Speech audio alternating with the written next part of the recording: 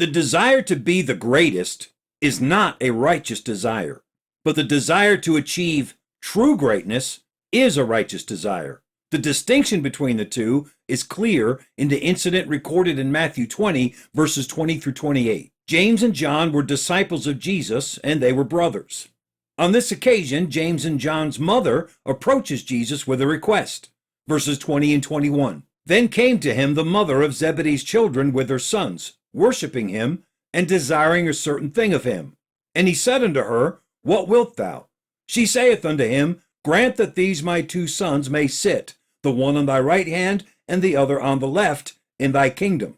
She wasn't talking about the millennial kingdom age when Jesus will reign on the earth for 1,000 years. No, she, like most of Jesus' followers, seemed to think that Jesus was about to take charge and reign as king right then. And so she was asking Jesus, when you take over, whether it's next week or in a few months, can my sons be seated in the most exalted positions beside you? Of course, Jesus knew the flaws of her question, but instead of taking the time to straighten out her doctrine, he used her question as an opportunity to teach her and all of his disciples who were sitting right there some important truths about what it means to be great in the eyes of God.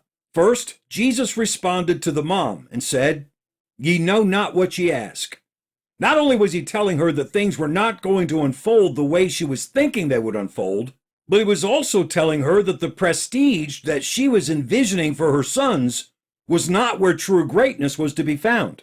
Then Jesus turns to James and John and asks them, Are ye able to drink of the cup that I shall drink of, and to be baptized with the baptism that I'm baptized with? It seems pretty clear that James and John had been in on this request with their mom, and when Jesus asked them this question, they must have thought that they actually had a shot at having their request granted. You can almost see them standing up straight and tall and looking Jesus in the eye as they answer, We are able. But when Jesus asked James and John, Are ye able to drink of the cup that I shall drink of, and to be baptized with the baptism that I'm baptized with? I believe he was asking them, Are you really sure that you're ready for what you're going to be called upon to do? Whether or not they understood it, Jesus was asking them to surrender to the challenge and the sacrifices that lay ahead for them as they continued to follow him. And with his answer to them, Jesus confirms that this is what he was asking.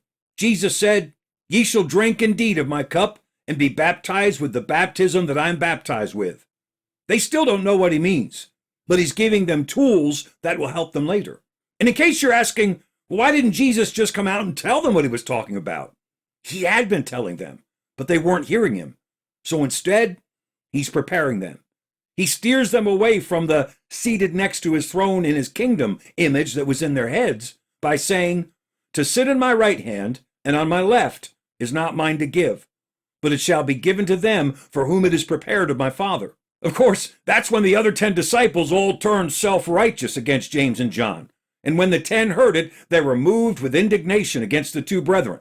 But you know they'd each been hoping that Jesus would deny those positions to James and John and award it to them instead. Jesus moves the conversation forward from their foolishness and teaches all of them some things that they need to learn about what it means to be truly great. He shows them that the desire to be the greatest is not a righteous desire, but the desire to achieve true greatness is a righteous desire. First, Jesus tells his disciples that true greatness doesn't follow the world's pattern and definition of greatness. He said, Ye know that the princes of the Gentiles exercise dominion over them, and they that are great exercise authority upon them. But it shall not be so among you. God doesn't measure greatness the same way we do. And if you pursue the world's definition of greatness, you are sure to not please God. True greatness demands that you seek and find an eternal scriptural philosophy of life. Jesus told them that true greatness focuses on the needs of others.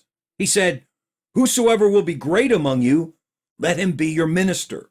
True greatness takes the initiative to serve others. Whosoever will be chief among you, let him be your servant. When you're tempted with the desire to be the greatest, to outdo somebody else, overcome it by serving the person who you see as your rival. True greatness allows the example of Jesus to define its purpose. Even as the Son of Man came not to be ministered unto, but to minister. True greatness sacrifices for others to succeed. Jesus said that he came to give his life a ransom for many. To be a disciple of Jesus, we've got to define greatness the way Jesus defines it.